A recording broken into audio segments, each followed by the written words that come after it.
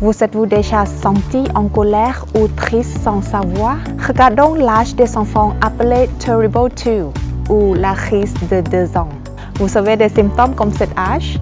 L'émotion et le comportement des enfants viennent aussi sans savoir parce qu'il était un âge qui manque la conscience.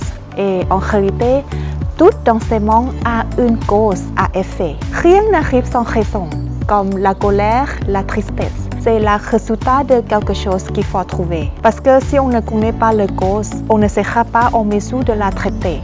Alors, on sera souffre sans fin. Et pourquoi on ne sait pas quelle est la cause? Parce qu'on n'est pas conscient vers tout ce qui fait fluctuer notre état émotionnel. Écoutons l'explication de Thich Nhat Hanh. Reconnaître la souffrance par la pleine conscience et comment on peut transformer la souffrance.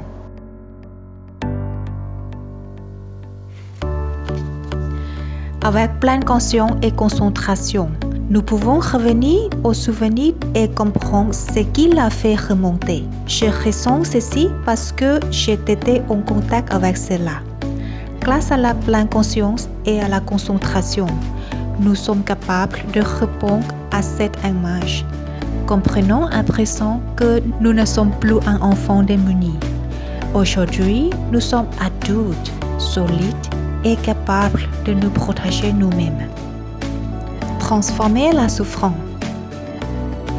Que pouvons-nous faire pour transformer les graines de souffrance, parfois si profondément enracinées en nous?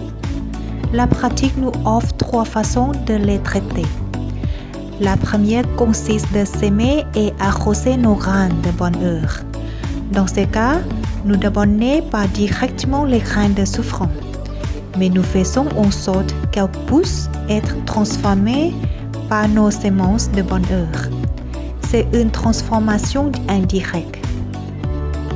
La deuxième manière de gérer notre souffrance est de cultiver la pleine conscience en permanence. Ainsi, lorsque les graines émergeront, nous serons en mesure de les identifier. Nous les baignerons alors dans la lumière de notre pleine conscience. Nos grains sont un champ d'énergie et la pleine conscience est une formidable énergie elle aussi. C'est ainsi que notre pleine conscience pourra transformer nos grains de souffrance, le permettant de s'affaiblir au contact de son énergie.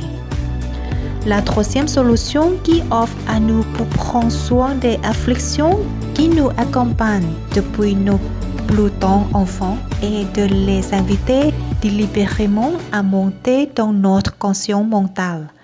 Nous pouvons inviter la tristesse, désespoir, les regrets, les désirs qui nous étaient difficiles de contacter dans le passé et simplement nous asseoir pour bavarder avec eux.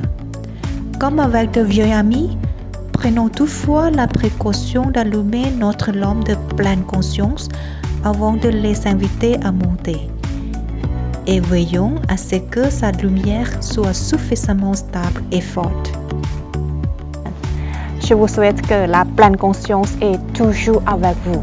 Très bonne journée, à la prochaine. สวัสดีค่ะ